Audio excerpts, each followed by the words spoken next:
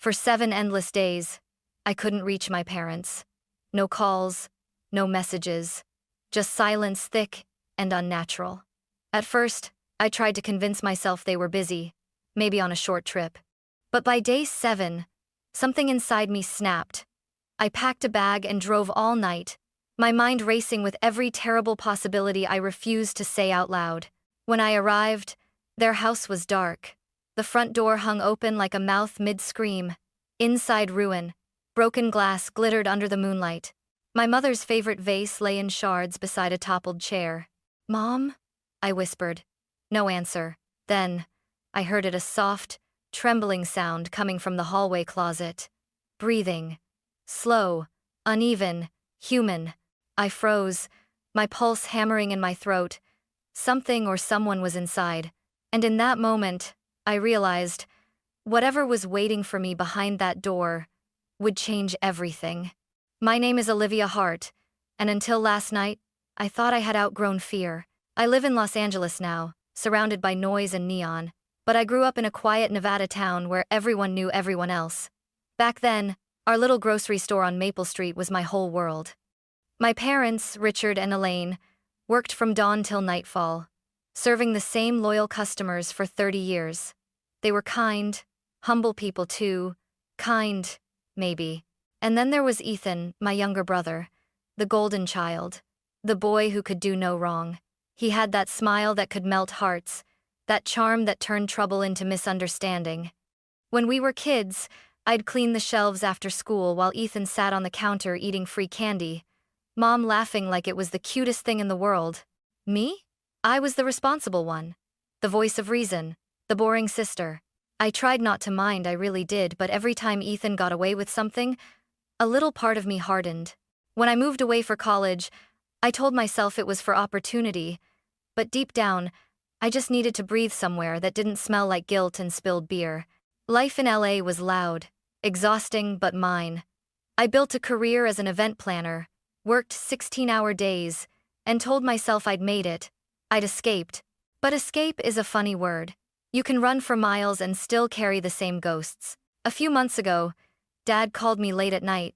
His voice was shaky, I hadn't heard that tone in years. "Liv," he said, "your brother's in trouble again." I remember sighing, rubbing my temples. "What now?" He hesitated. "Debts. The gambling kind.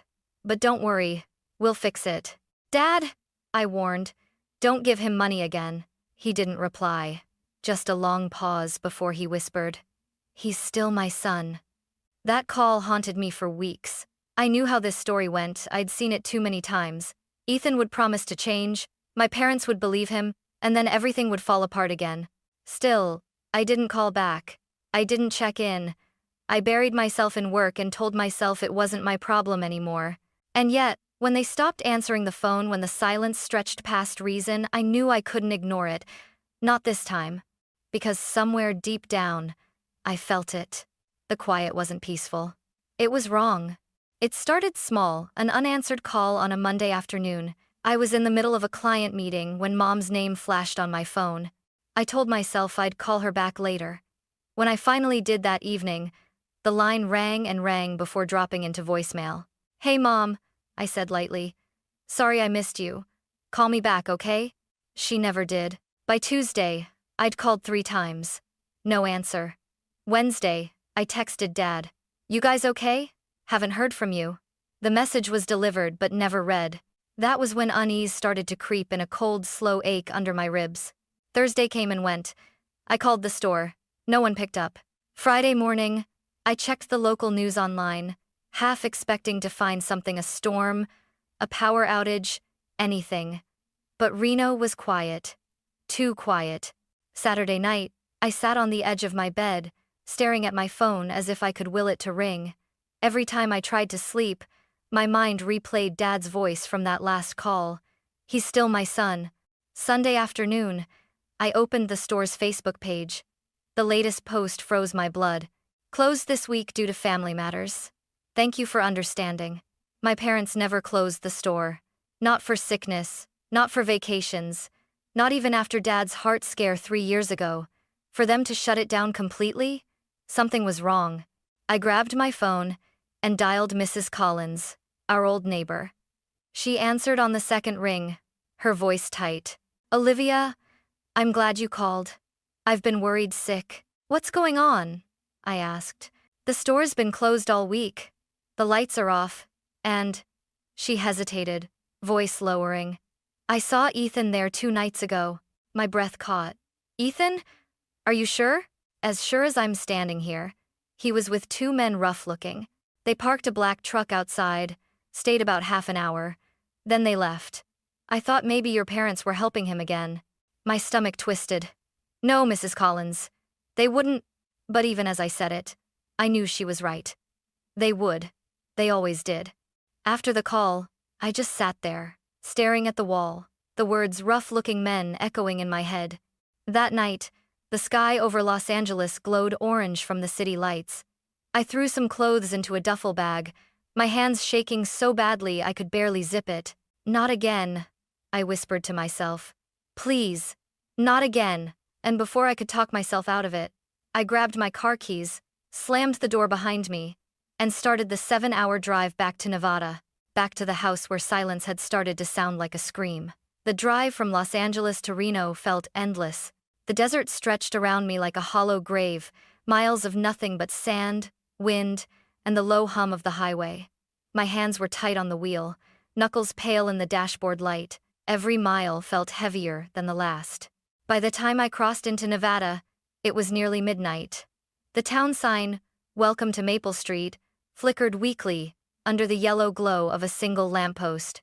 The place where I'd grown up, where everything once felt safe, now looked foreign, hollowed out by shadows. When I turned onto Main Street, my heart sank. The grocery store Hart's Market was dark. No warm lights in the windows, no smell of baked bread, no faint laughter of customers. Just silence. The big wooden sign Dad had painted himself years ago hung crooked, creaking softly in the wind. I parked the car in front and sat there for a long moment, my engine idling. I told myself to call the police right then. But my fingers refused to move. Instead, I got out and walked toward the store, my shoes crunching over the gravel. Through the window, I could see dust floating in the air, shelves half empty, and a chair overturned behind the counter. The place looked frozen in time, as if my parents had vanished mid-task. "Mom?" I whispered through the glass, absurdly hoping she'd appear from behind the register, scolding me for showing up unannounced. Nothing. A hollow ache filled my chest. I turned toward our old family home a few blocks away, the one with the leaning mailbox and the old oak tree Dad swore he'd cut down every year but never did. The porch light was off, the curtains drawn. The air smelled faintly of wet earth and something metallic. "Mom? Dad?" I called again, louder this time. The front door was open, not wide, just enough for the wind to nudge it against the frame with a soft thud. Thud. Thud. My pulse spiked. I pushed the door slowly. It creaked, the sound echoing through the dark hallway. The smell hit me first: dust, rot, and something sour that made my stomach turn. The living room was chaos. Furniture overturned, a lamp smashed, papers scattered like snow. Mom's favorite photo frame, the one from my college graduation, lay shattered on the floor, the picture face down. "Dad?" My voice cracked. Silence. I stepped forward, careful not to step on the broken glass.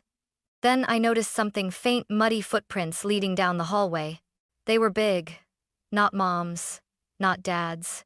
And right there, glinting under the weak moonlight seeping through the window, was Mom's wedding ring, lying beside a toppled chair. I picked it up with trembling fingers, whispering, "What happened here?" The silence didn't answer, but I could feel the house listening. I stood frozen in the middle of the living room, the wedding ring cold in my hand. Everything in me screamed to leave, to call the police, to run. But something stronger, something desperate, kept me rooted to that spot. "Mom?" I tried again, my voice breaking in the still air. "Dad?" No answer, just the wind brushing the curtains. I took a slow step forward, then another, the wooden floor creaking beneath me. The air felt thick, stale, wrong. The faint smell of something metallic lingered, blood or rust. I couldn't tell. A soft sound broke through the silence, a small, shaky breath. It came from the hallway, from the closet at the far end. Every instinct screamed, "Don't go," but my feet moved anyway. The closer I got, the louder my heartbeat grew, a drum pounding inside my skull. I whispered, "Who's there?" Silence, then a faint whimper. My hand trembled as I reached for the doorknob. My reflection in the hallway mirror looked pale, ghost-like. For a second, I thought I saw someone move behind me. I spun around. Nothing. "Okay, Liv," I whispered to myself. "Breathe. Just breathe." The door handle was cold, slick with dust. I swallowed hard and pulled. The hinges groaned, opening into darkness. At first, I saw nothing, just old coats, boxes stacked high, and the faint smell of mothballs. Then, movement. Something shifted in the corner. I stepped closer, heart hammering. "Hello?" A small shape stirred. My breath caught, and then I saw him. A little boy, maybe 6 or 7, knees pulled to his chest, eyes wide and glassy. His cheeks were streaked with dried tears, his clothes crumpled, filthy, clinging to his tiny frame. "Jace," I whispered. "Oh my God, Jace?" He flinched, eyes darting toward me in terror. "Sweetheart," I said softly, kneeling down. "It's Aunt Liv. It's me." For a moment, he didn't move, just stared, trembling. Then, as if my voice finally broke through the fog, he blinked once, twice, and then collapsed forward, into my arms. He was so light, too light. His skin felt clammy, his heartbeat fluttering like a trapped bird. "Oh God, you're freezing," I murmured, pulling my jacket around him. "Jace, it's okay. You're safe now." But he wasn't listening. His breathing came in ragged bursts, his little hands clutching a torn teddy bear so tightly the seams were splitting. He whispered something so faint I almost didn't hear it. "Grandma! Grandpa!" My throat tightened.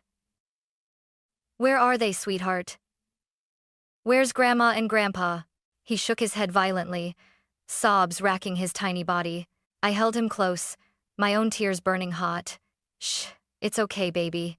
You're safe, I promise." He didn't answer.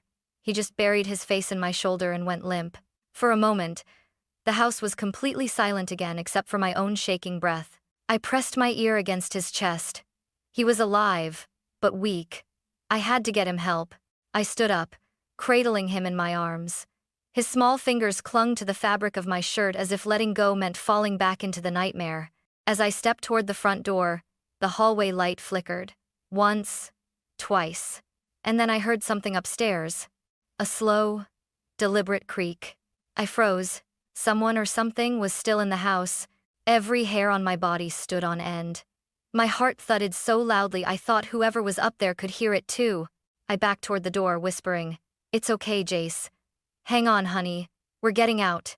One last look around the broken furniture, the cracked wall, the shadows swallowing the staircase. Then I ran. Out the door, down the porch steps, into the cold night. I didn't stop until I reached my car. Jace was barely conscious, his head against my shoulder. As I started the engine, the headlights swept across the house. For a fraction of a second, I thought I saw a figure in the upstairs window motionless, watching. But when I blinked, it was gone.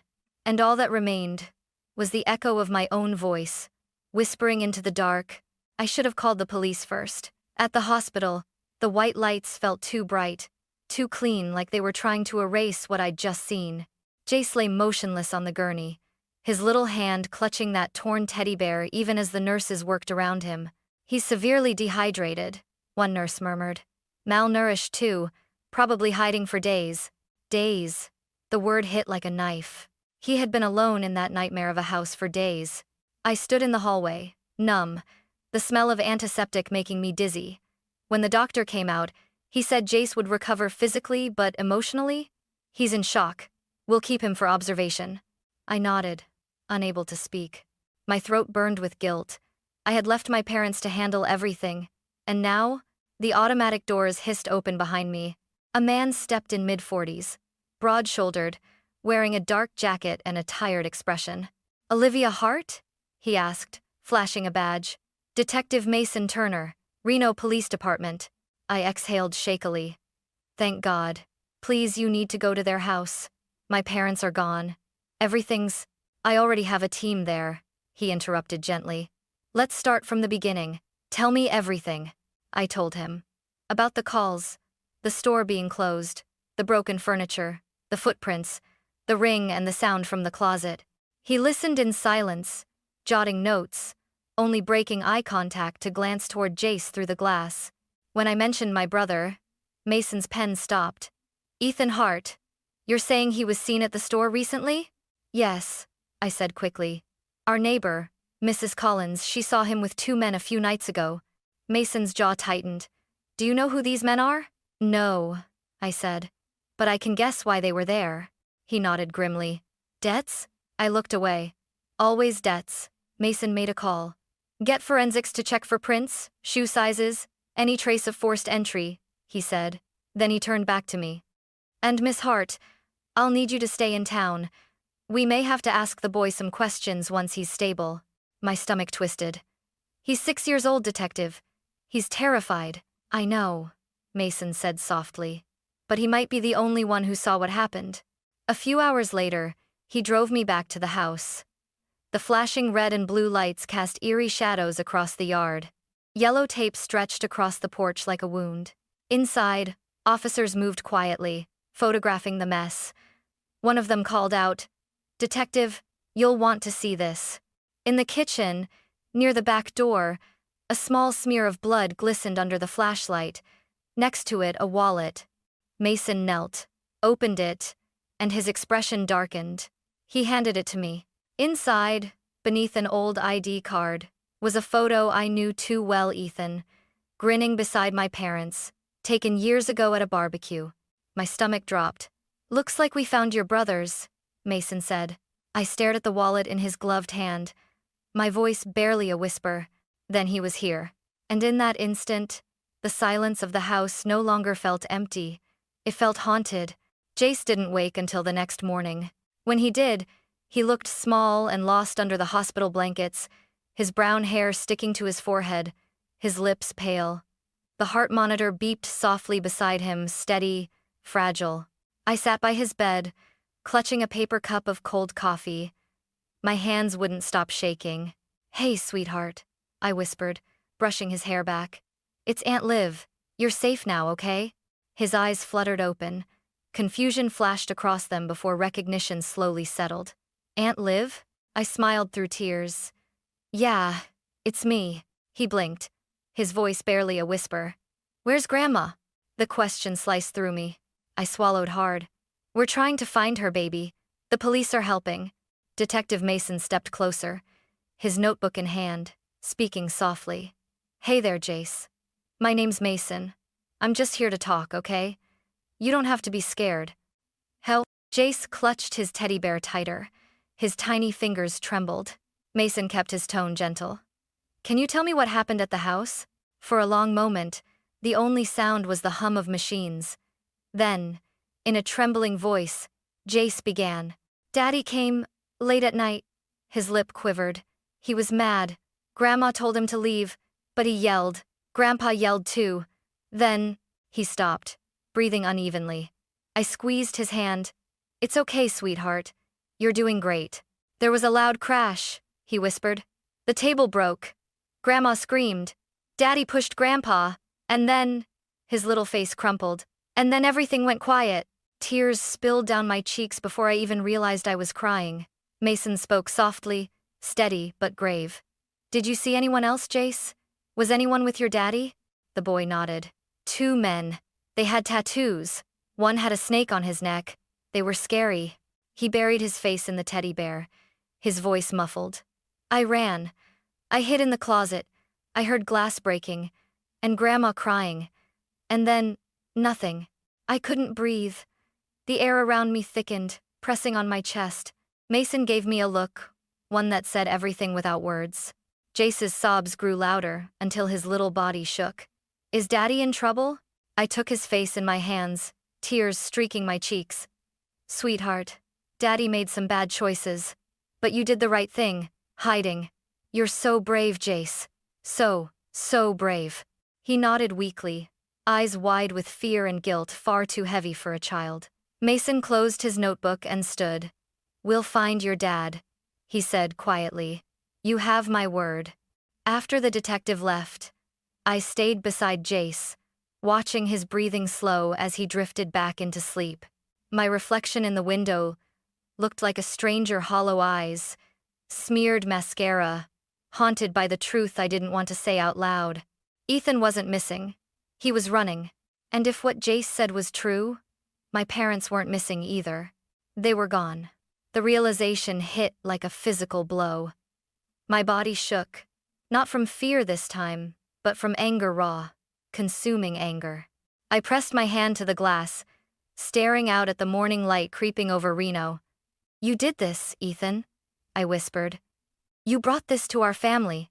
But another voice, softer, crueler, whispered back from somewhere deep inside me.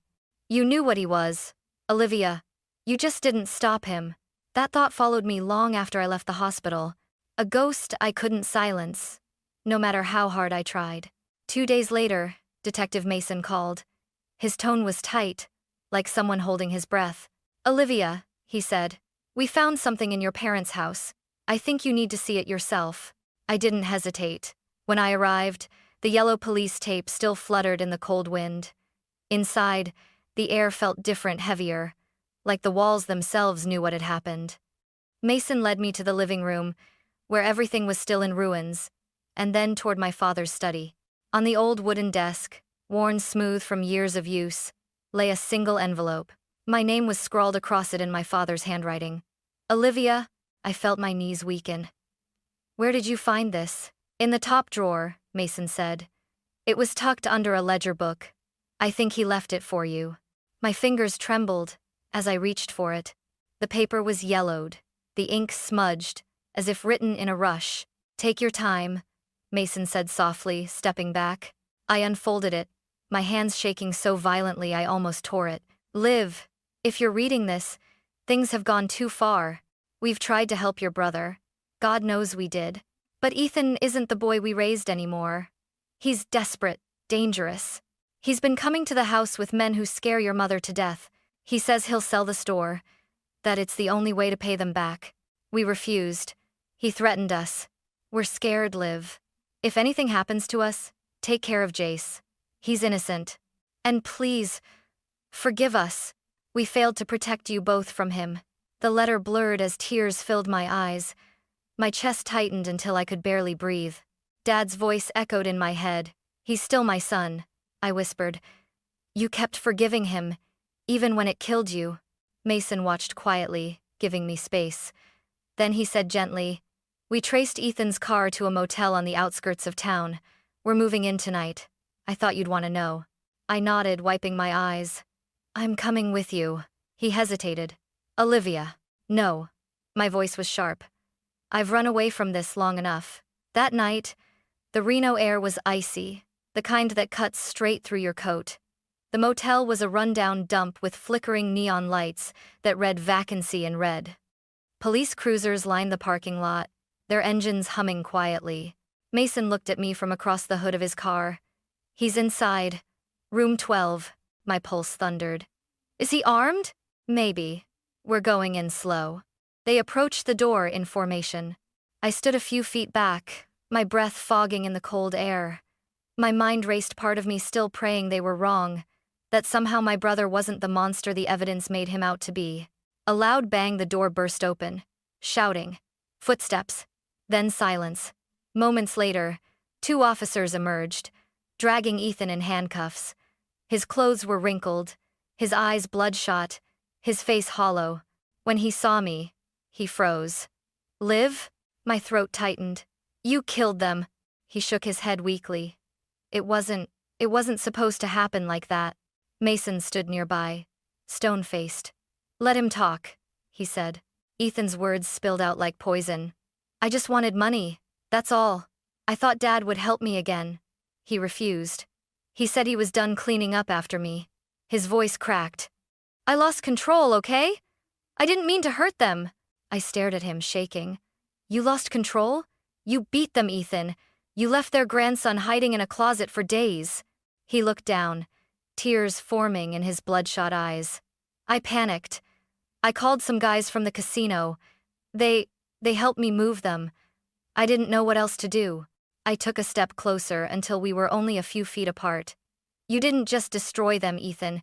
You destroyed everything they stood for. He said nothing, just whispered, I didn't think you'd come back. Neither did they, I said coldly. Mason turned toward me. Olivia, we found remains this afternoon in a vacant lot a few miles from the house. DNA results are pending, but I didn't let him finish. My body went numb. I already knew. I stumbled back, shaking my head. No, please.